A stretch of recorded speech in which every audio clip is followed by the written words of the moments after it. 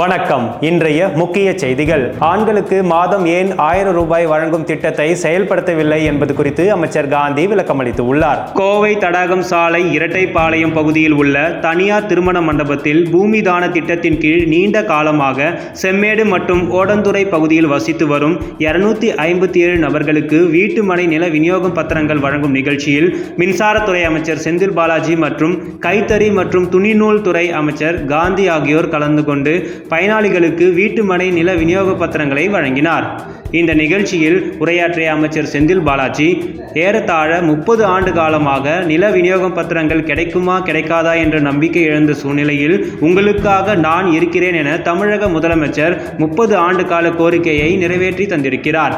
இதற்காக கைத்தறித்துறை அமைச்சர் 2 மணி நேரம் செலவழித்து இவற்றில் கையொப்பம் இட்டுள்ளார்.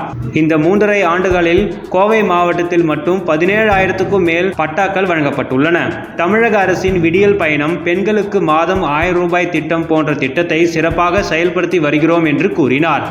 மேலும் அவர் பள்ளி கல்வித்துறையில் காலை உணவு திட்டத்தை செயல்படுத்தி வருவதையும், தமிழ் புலவன், நான் முதல்வன், மக்களை தேடி மருத்துவம் என பல்வேறு திட்டங்களை குறிப்பிட்டார். கோவை மாநகராட்சியில் மட்டும் 415 கோடி மதிப்பில் சாலைகள் அமைக்கும் பணிக்காக நிதிகள் ஒதுக்கப்பட்டு பணிகள் நடைபெற்று வருவதாகவும் தெரிவித்துள்ளார். மகளிர் உரிமை தொகையை எங்களுக்கு அளிக்க கூடாதா என ஆண்கள் கேட்பதாக குறிப்பிட்ட அமைச்சர் காந்தி, எங்களுக்கு அளித்தால் என்ன ஆகும் என்று தெரியும் என்று சிரித்துக்கொண்டே குடும்ப தலைவிகளுக்கு தான் குடும்பத்தை பற்றி தெரியும் என தெரிவித்தார். மேலும், நானும் செந்தில் பாலாஜியும் மந்திரிகள் தான், ஆனால் எங்களுக்கு குடும்பத்தை பற்றி தெரிந்தது 0 தான். மனைவிகளுக்கு தான் குடும்பத்தை எவ்வாறு நடத்த வேண்டும் என தெரியும் என்று தெரிவித்துள்ளார்.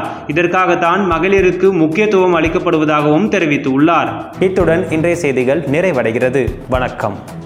என்றும் உங்களுடன் மை இந்தியா. முக்கிய செய்திகளை உடனுக்குடன் தெரிந்து கொள்ள சப்ஸ்கிரைப் பண்ணுங்க, பெல் பட்டனை பிரஸ் பண்ணுங்க.